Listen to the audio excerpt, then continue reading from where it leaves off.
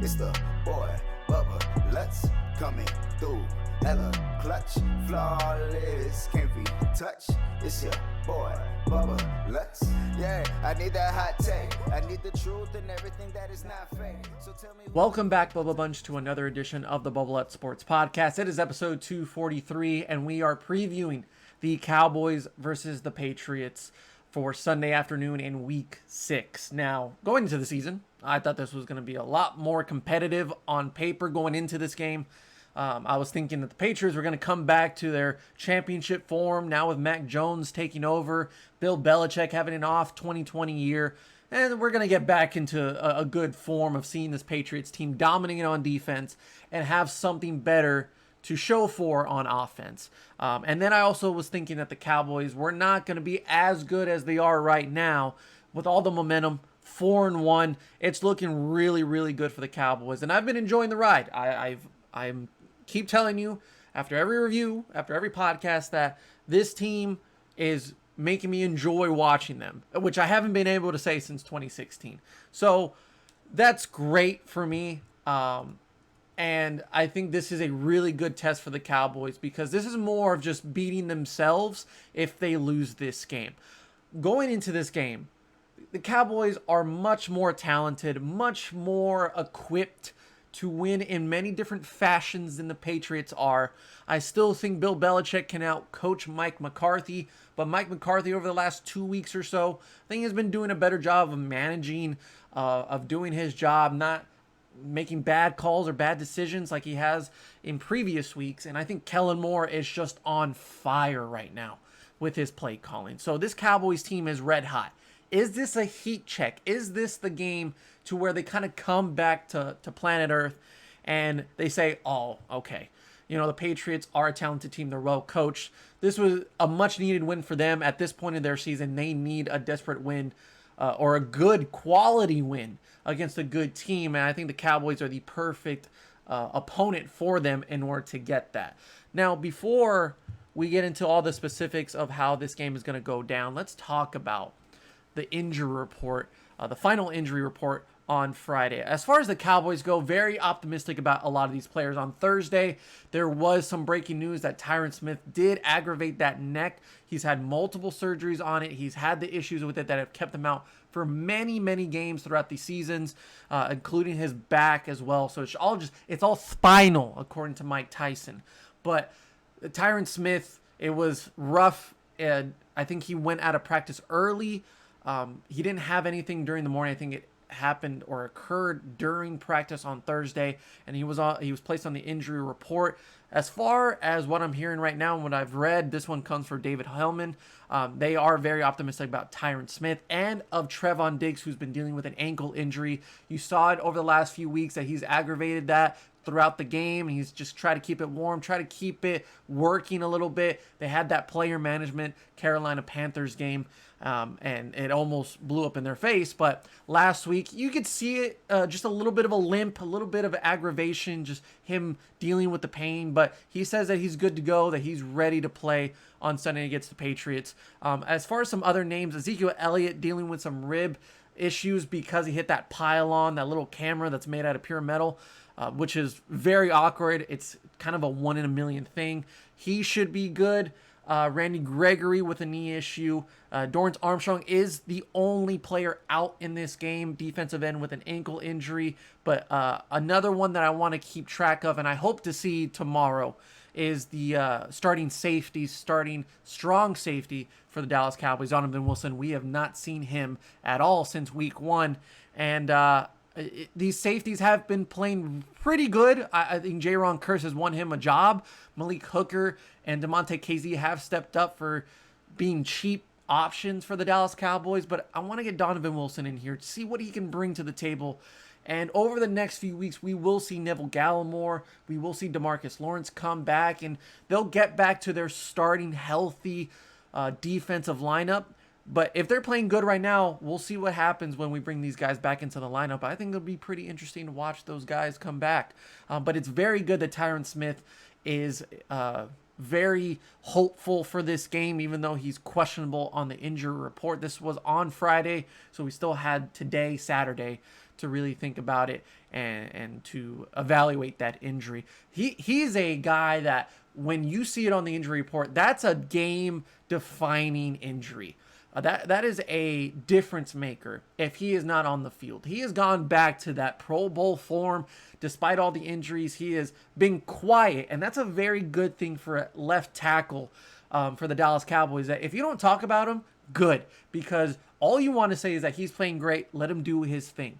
You know, there's been some plays where I'm like, oh, Tyron usually doesn't give those up, but after being on this team for so long, it's good to see him go back to that form alongside Zach Martin.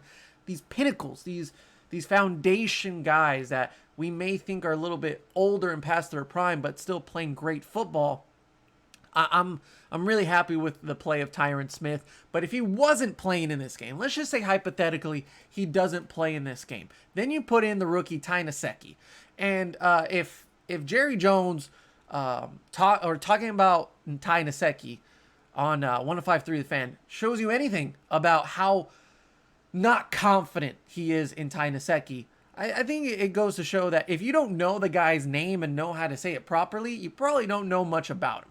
And Jerry Jones doesn't know a lot about Ty Nsekhe because he pronounced that last name terribly. I don't even think I'm saying it right, but I'm pretty sure I'm saying it better than Jerry Jones would.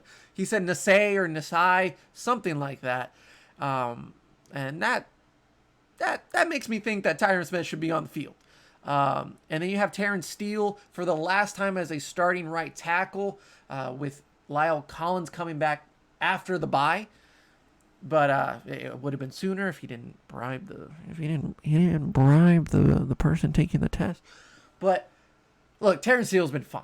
You know, they've given him some help, and he's been okay in pass protection, better in run protection. I'm fine with that because really what you got to worry about is the inside defensive line for the Patriots. Matthew Judon is going to be phenomenal in this game, I really think. So he can take advantage of Tyler Biadasz and Connor Williams, and we'll get to that in a second. But as far as the edge goes, Chase Winovich maybe Kyle Duggar if he does play in this game, or Kyle Van Noy, Dante Hightower. If they want to pretty much break up this offensive line, you got to go to its weakest point, and that's Taryn Steele or Tyler Biadasz. You have it inside with Matthew Judon. Get that exterior or get that edge rusher going with Chase Winovich, who can definitely beat out Taryn Steele in pass protection. I don't know if they're really going to blitz Dak Prescott with how good his numbers are with the blitzing attack.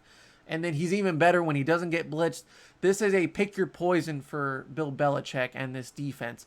But we'll see what happens. I'm really intrigued by the matchup from the interior for the defensive line of the Patriots and how it fares against the Cowboys interior. But Taryn Steele, in his last game as a starter, in my opinion, we'll see what he can do as far as making sure that he is the for sure backup in case Tyron Smith or Lyle Collins goes down. As far as the Patriots go, theirs is a pretty big list on the injury report. Guys like Kyle Duggar, Nick Folk, Damian Harris, Jonathan Jones, Shaq Mason, Jalen Mills, Ronnie Perkins, J.J. Taylor, Colin Van Noy, and Shaun Wade. Shaun Wade is going to be out for this game. They just picked him up a few weeks ago. I think that's a pretty good pickup for them.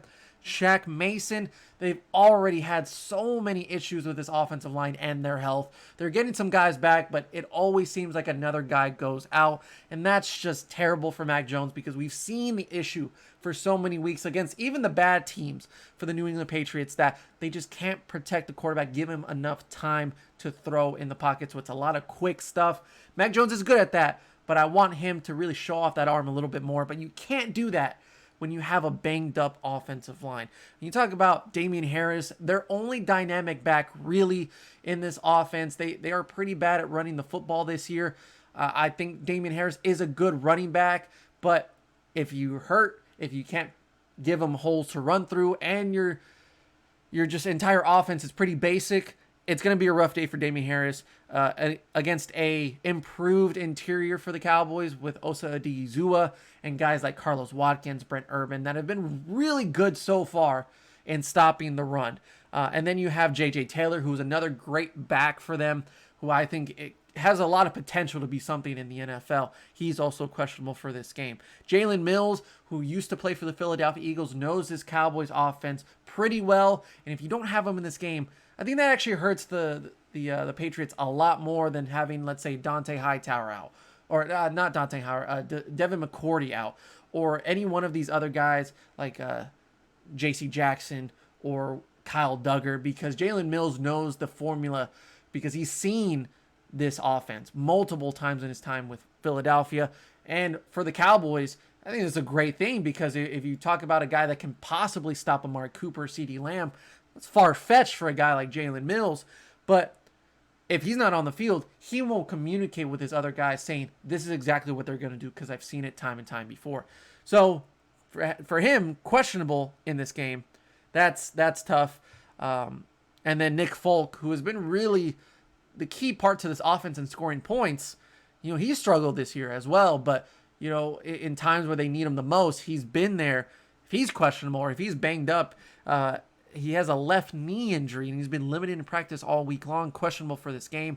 I think he plays just because they don't really have anyone else. But Nick Folk, he's going to be on the field a lot more because of the inefficiency of the red zone offense for the New England Patriots. So now with the injury report out of the way, there's some key points that I want to talk about so far from the sample size that we've seen for both of these teams. And most importantly, let's talk about the struggles of the New England Patriots so far. I thought with all the additions that they had offensively and defensively and the terrible year that they had in 2020, I felt like Bill Belichick finally had a wake-up call. I'm like, okay, I'm not just in a honeymoon stage anymore. Now I really have to move on from Tom Brady, had to move on from Cam Newton.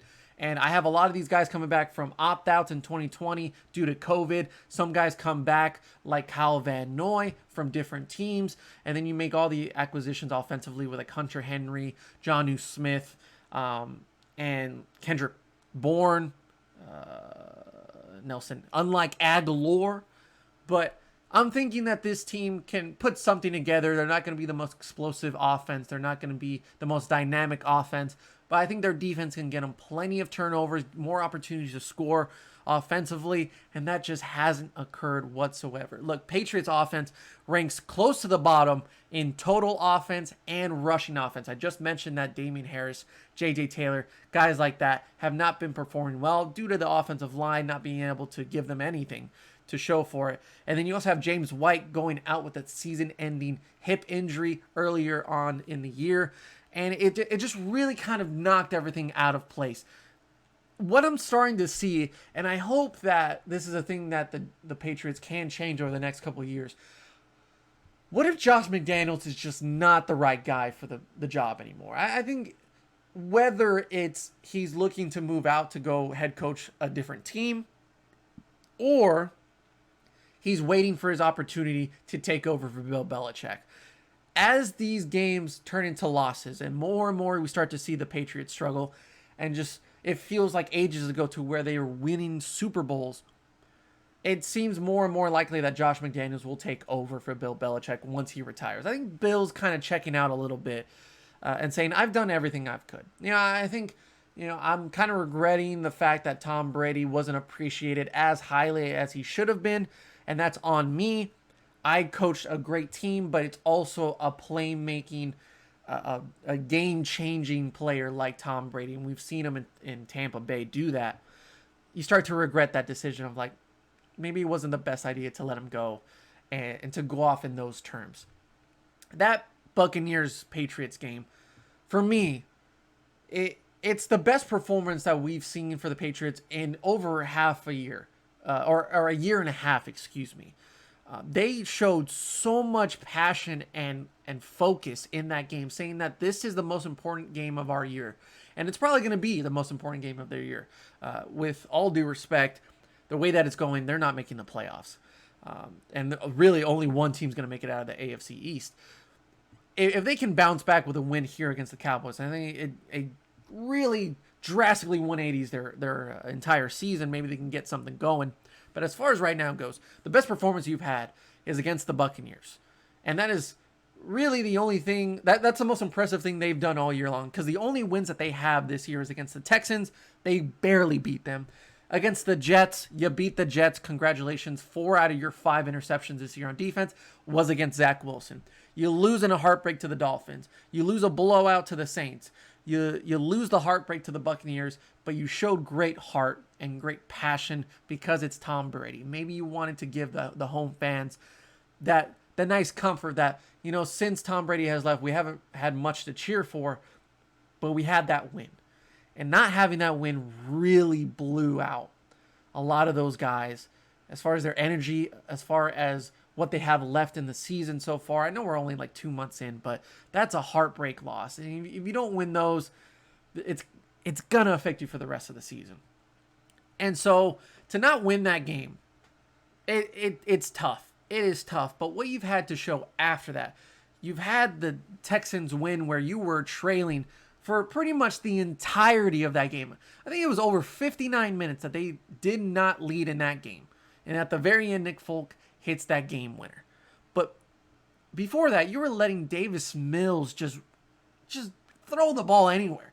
You were making him look like the next great Texans quarterback. Forget about Deshaun Watson. We got Davis Mills blowing up the New England Patriots, a rookie quarterback of all people against Bill Belichick. Even Deshaun Watson struggled a little bit with the New England Patriots defense, but that wasn't shown last Sunday. That's very concerning for me because I am super high on this defense of creating turnovers, outsmarting these offenses, but that wasn't the case against the Texans. That wasn't the case against the Saints. Or against the Dolphins. It was really ugly in that Dolphins game, but Damian Harris losing that fumble, of course, that's a win if you let Nick Folk kick it, but unfortunately that's just now how it goes down. So close to the bottom, basically bottom 5 in total offense and rushing offense. James White, losing him, absolutely terrible. And I think that's where it kind of just went away for Josh McDaniels. And this is where I get back to my point of Josh McDaniels' play calling is very basic. It is very fundamental, and it is like 10 to 15 plays, and that's it. If they work, they work. If they don't, well, we're still going to run them. It doesn't matter. Last Sunday against the Texans, when you ran 3 straight screens in the red zone, that's a fireable offense. If Kellen Moore did that, I'm calling for his head, because there is absolutely no way that is the best thing you can do is back-to-back-to-back screen plays, especially without James White, especially with a banged-up Damian Harris, a banged-up offensive line. What was the reason for getting Hunter Henry? What was the reason for getting Jonnu Smith? What was the reason for getting all those receivers? There's no point in getting all those guys if you're just going to throw it 3 times in a screen pass to Damian Harris, who's been struggling over the last couple weeks. It just doesn't make sense. In red zone scoring, they are the second worst in the NFL. They used to be 54% completion or scoring ability. Like, they were scoring touchdowns 54% of the time last year in 2020, even with a pretty lackluster offense. This year, it's close to 34. It's close to 35, 36. When you're almost halving the amount of time that you're scoring in the red zone, of course your record's going to be only 2 wins and 3 losses. You're lucky that you won that Texans game. You should be 1-4. But you come back, you beat a terrible Houston Texans team with a 3rd-string quarterback. Congratulations. It really doesn't mean much when you're only scoring a quarter of the time in the red zone. Your red zone efficiency is one of the worst in the NFL. There's only one team worse than you. That goes down to Josh McDaniels. You got to realize what you have in Mac Jones with his accuracy, with the fact that you can move Jacoby Myers, Kendrick Bourne, Nelson Aguilar, all those different tight ends. Like, Jonnu Smith is a beast in the red zone. Why not utilize him to the best of your ability? But you want to throw a screen pass 3 times in a row, and that's the best play call that you can do? That doesn't make sense to me, and that's not a valuable or I guess a reasonable excuse for that. The Patriots defense, they're not as great as I thought they were going to be. They are -5 in turnover margin. 4 out of those 5 interceptions they have had all year long came in one game. one game against Zach Wilson, while the Cowboys are +7. They don't turn the ball over a lot. Dak Prescott's thrown a few interceptions in the last couple of weeks, made a few turnovers, bad mistakes early on in those games, but overall, he's going to take care of the football. +7, but it's more toward number 7, Trevon Diggs. Now that's where the matchup is really going to be a factor in this game. Tell me a wide receiver on this Patriots offense that is better than Trevon Diggs as a corner. Just tell me. If Trevon Diggs is gaining turnovers against Devontae Smith, one of the most dynamic wide receivers we've ever seen in college football, he's getting turnovers, he's getting interceptions, he's creating these chances, even Anthony Brown as well. They're doing it against Mike Williams, against Keenan Allen. These guys are throwing 40 burgers on the Cleveland Browns defense. Well, that's great for the Chargers, but they couldn't do it against Trevon Diggs and this defense. But not only that, we saw Randy Gregory have like 9 or 10 pressures on last week's game against the Giants. The man didn't record a sack. The Cowboys didn't record a sack all game long, but that didn't matter. The stats don't show the effectiveness of Randy Gregory on the field. The ability to get to the quarterback in time to make him throw the ball out, to make him throw and make a decision that isn't the 100% correct call or what they wanted to do all along. Randy Gregory has been a difference maker so far, has earned himself a nice little contract. If he continues this, he can stay in Dallas and get a nice contract from somebody else that's going to return some money, like DeMarcus Lawrence. Like if he leaves next year, they're going to keep Randy Gregory. If they're going to take a little bit away from Ezekiel Elliott, it goes to Randy Gregory. So far, so good for Randy Gregory. And then Osa Odighizuwa, he's getting those pressures. He's penetrating that offensive line. He can do so against the New England Patriots. They're creating that pressure. They're creating that uneasiness that you need to do against a quarterback if you're not getting sacks. Mac Jones is a good quarterback in my eyes. I think we had him in winners and losers, and he was a winner for me one week. And I think it was after that Buccaneers game. He has been very good at protecting the ball. He has been very good at not making these stupid mistakes like some of these other rookie quarterbacks have done. Accurate, 71% completion percentage. I have his stats pulled up here. He's had 5 touchdowns, 5 interceptions. 3 of those came against New Orleans. But 1,200 yards so far. His passer rating is 86.4. He's not going to blow you out of the water with his stats. That's just not the guy that Mac Jones is going to be, and this offense isn't going to allow him to do so. With the way that the offensive line has been playing and how unhealthy they have been, I expect much of the same here. A lot of quick passes, a lot of short, intermediate stuff in the middle of the field to Damian Harris if he plays, or to Kendrick Bourne, to Nelson Aguilar, whatever the case may be, whoever that may be. It's going to be a lot of short stuff because Randy Gregory is out for vengeance. He is out for a head, and he's going for Mac Jones' head. I want to see Mac Jones throw the ball down the field. I want him to throw over 20 yards per pass if he's going to take a deep shot. That's not going to happen with this offensive line. They have to get healthy first. The way that this defense is playing, they can really do a lot of things to confuse Mac Jones. You know, he's still a rookie quarterback. He's very smart and he's very prepared. But if they're making Justin Herbie, they're making Justin Dimes make mistakes, they're making other quarterbacks like Sam Darnold make mistakes, it's very possible they can do that against Mac Jones. I expect at least 1 turnover from Trevon Diggs. But everybody stepped up so far. Even Anthony Brown's playing somewhat better in my eyes over the last couple weeks. I won't say that he's been good because that's a lie. He had 1 pick 6 and everyone loses their minds. But I'm not ready to say that Anthony Brown's a great CB2. I'm waiting for Kelvin Joseph to come back. Otherwise, the New Orleans game is pretty important when it comes to this because if you think about it, a turnover creating defense along with great quarterback play, I think Dak Prescott can play better than what Jameis Winston can do. And they have great running backs. They have a turnover creative defense. You could expect somewhat of the same result for the Cowboys in this Patriots game based on that New Orleans game a few weeks ago. So really, It's going to be tough for this New England team to run the football. It's going to be really hard for them to get a lot of explosive plays. If it becomes a scoring game to where Dak Prescott, just nails them on the head with a quick touchdown, Mac Jones isn't prepared for that. He's not ready for a shootout. This offense, this team isn't built for a shootout. They haven't gotten one yet in this entire season. And if they get one, they're going to be unprepared for this. I don't think Bill Belichick prepares for this to be a shootout. It's either going to be a ugly, just a very bad performance from the Dallas Cowboys of them beating themselves, and it makes the Patriots defense look good, and Mac Jones just does his job, and he's no mistake Mac.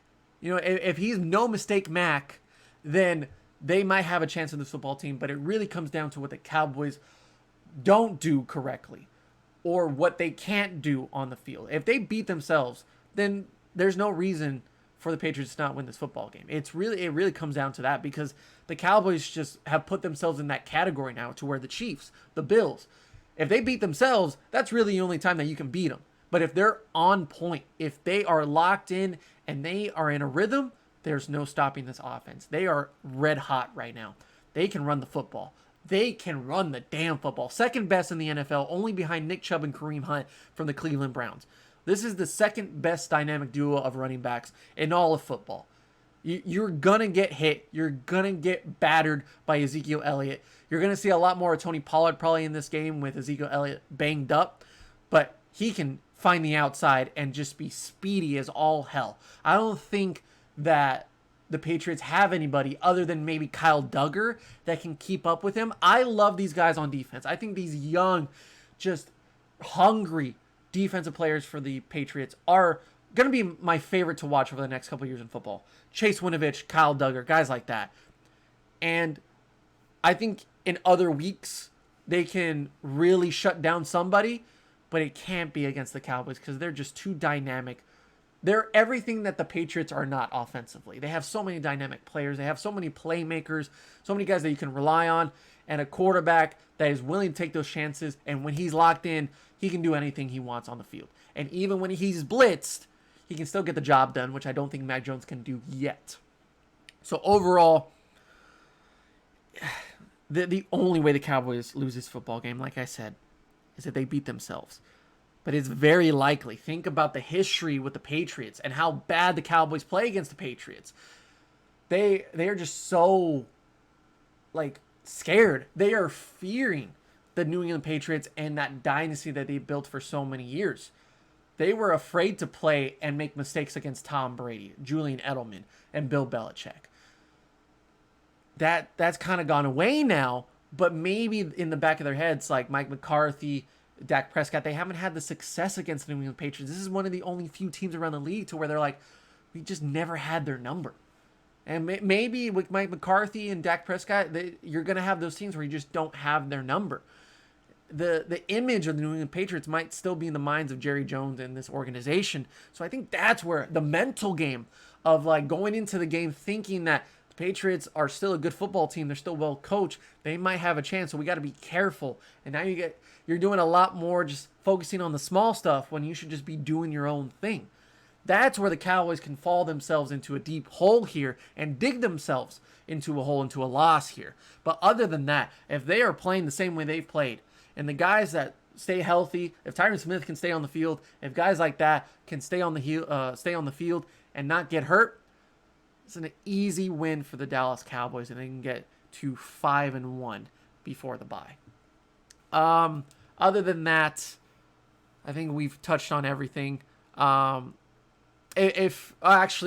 we're talking about if the Patriots have a chance here, the Cowboys can beat themselves, but Matthew Judon, been the best player on this entire roster for the New England Patriots. If Matthew Judon can take advantage of Tyler Biadasz, who's been struggling in snapping the ball and protecting Dak Prescott in pass coverage, Matthew Judon can really take advantage of that. He can also take advantage of Connor Williams, because I'm not a big fan of Connor Williams.